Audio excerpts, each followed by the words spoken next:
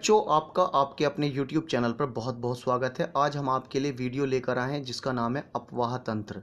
ये चैप्टर बच्चों ज्योग्राफी का है और इस टर्म में पूछा जाने वाला अंतिम चैप्टर है। बच्चों, इस चैप्टर के अलावा मैंने हिस्ट्री, पॉलिटिकल साइंस, ज्योग्राफी और इकोनॉमिक्स की फर्स्ट टर्म में आने वाले जितने भी शॉर्ट मल्टीपल चॉइस क्वेश्चन की वीडियो थी वो मैं वीडियो बना चुका हूँ। उसका लिंक बच्चों आपको डिस्क्रिप्शन में मिल जाएगा। चलिए बच्चों शुरू कर लेते हैं। ये इसका दूसरा पार्ट है। दरार घाटी में बहने वाली निम्न में से कौन सी नदियां हैं? ए नर्मदा, बी ताप्ती, सी उपरोक्त दोनों, डी दोनों में से कोई नहीं। बच्चों, इसका सही आंसर है सी उपरोक्त दोनों।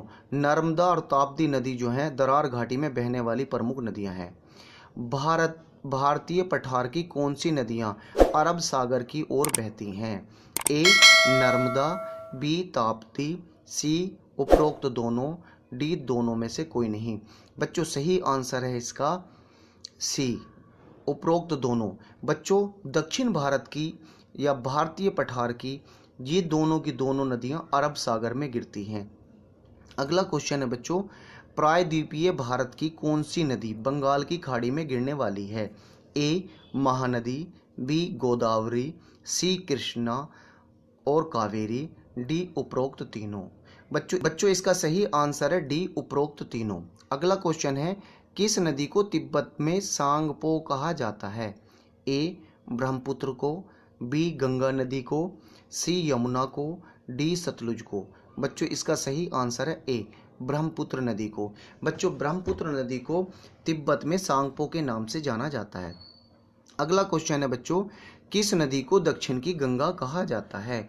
ए कावेरी, बी सतलुज, सी नर्मदा, डी ताप्ती। बच्चों, इसका सही कारण है ए कावेरी। बच्चों, दक्षिण भारत की दो नदियों को दक्षिण की गंगा कहा जाता है, उसके बारे में मैं आगे आपको बताने वाला हूँ। निम्न में से कौन सा अपवाह तंत्र का प्रारूप है? ए वृक्षाकार, बी अपकेंद्रीय तथा जालीनुमा, सी अभिकेंद्रीय, डी उपरोक्त तीनों। बच्चों, इसका सही आंसर है डी उपरोक्त तीनों। बच्चों, जो नदी का अपवाह तंत्र होता है, अपवाह तंत्र कहते हैं मेन नदी में दूसरी नदियों के आकर मिलना। वो किस किस प्रकार का हो सकता है? एक तो वृक्ष यानी पेड़ के आकार का हो सकता है, अपकेंद्रीय हो सकता है, जाली के जैसा हो सकता है, अभिकेंद्रीय हो सकता है। इस तरीके से चार प्रकार के जो हैं अपवाह तंत्र के प्रारूप होते हैं। निम्न में से कौन सी नदी अरावली से निकलती है? ए साबरमती, बी सोन, सी गंडक, डी चंबल। बच्चों, इसका सही आंसर है ए साबरमती। बच्चों, साबरमती नदी जो है अरावली से निकलती है। उत्पत्ति के आधार पर भारत की नदियों को कितने वर्गों में बांटा गया है? ए 1, बी 2, सी 3, डी 4। बच्चों, इसका सही आंसर है 2। बच्चों, भारत की जितनी भी नदियां हैं उन्हें दो भागों में बांटा गया है। एक तो हिमालय की नदियां, दूसरी बच्चों प्रायद्वीपीय नदियां। अगला क्वेश्चन है बच्चों, गोदावरी को वृद्ध गंगा या दक्षिण की गंगा क्यों कहा जाता है? बच्चों, मैंने ऊपर आपको बताया था कावेरी को दक्षिण की गंगा कहा जाता है, लेकिन बच्चों मैंने एक बात और बताई थी, गोदावरी को भी वृद्ध गंगा या दक्षिण की गंगा कहा जाता है। कारण क्या है? विशाल अपवाह तंत्र के कारण, बी गंगा जैसी दिखाई देने के कारण, सी बंगाल की खाड़ी में गिरने के कारण, डी उपरोक्त तीनों। बच्चों, इसका सही आंसर है ए। बच्चों, गोदावरी दक्षिण भारत की ऐसी नदी है जिसका अपवाह तंत्र बहुत विशाल है, जिसके कारण इसे वृद्ध गंगा या दक्षिण गंगा भी कहते हैं। अगला क्वेश्चन है बच्चों, पश्चिमी तट पर नदियां डेल्टा क्यों नहीं बनाती जबकि वह बड़ी मात्रा में तलछट बहाकर ले जाती हैं? आपको पता है कि दक्षिण भारत की जो नदियां हैं वो कोई भी नदियां डेल्टा का निर्माण नहीं करती, जबकि आपको पता है कि उनके साथ बहुत सारा तलछट जाता है। इसका कारण क्या है? ए तट पर मैदान की चौड़ाई बहुत कम है, बी प्रदेश का तीव्र ढाल है, सी नदियां तेज गति से समुद्र में गिरती हैं, डी उपरोक्त तीनों। बच्चों, इसका सही आंसर है डी उपरोक्त तीनों। बच्चों, पश्चिमी तट की जितनी भी नदियां हैं वो वहाँ पर एक तो तट पे जो मैदान है वो भी बहुत कम है, प्रदेश की जो ढाल है वो बहुत तीव्र है, और बच्चों एक कारण तीसरा ये भी है कि नदियां बहुत तेज गति से समुद्र में गिरती हैं। निम्न में से सिंधु जल प्रवाह क्रम की नदियां हैं? ए सतलुज, बी व्यास, सी रावी, डी उपरोक्त तीनों। बच्चों इसका सही आंसर है डी उपरोक्त तीनों। गंगा नदी की कुल लंबाई कितनी है? ए 2525 किलोमीटर, 2700 किलोमीटर, 2200 किलोमीटर, उपरोक्त में से कोई नहीं। बच्चों इसका सही आंसर है ए 2225 किलोमीटर। सरयू नदी किसे कहा जाता है? ए घाघरा, बी गंडक, सी कोसी, डी यमुना। बच्चों इसका सही आंसर है ए घाघरा। सरयू घाघरा नदी को सरयू नदी के नाम से भी जानते हैं। बिहार का शोक किस नदी को कहा जाता है? ए रावी, बी चेनाब, सी कोसी, डी गंडक।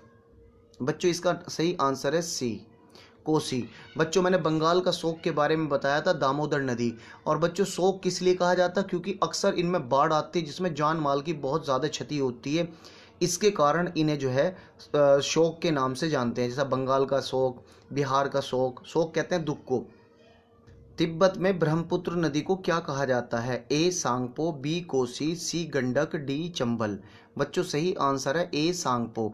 बच्चों मैं आपसे बता दूं, ये वाला क्वेश्चन दोबारा प्रिंट हो गया है। अगला क्वेश्चन है, दक्षिण भारत की कौन सी नदी बंगाल की खाड़ी में नहीं गिरती? ए दामोदर, बी महानदी, सी गोदावरी, डी नर्मदा। बच्चों इसका सही आंसर है डी नर्मदा। बच्चों नर्मदा और ताप्ती नदी दो नदियां ऐसी हैं जो अरब सागर में गिरती हैं। ठीक है। दक्षिण भारत की कौन सी नदी अरब सागर में नहीं गिरती?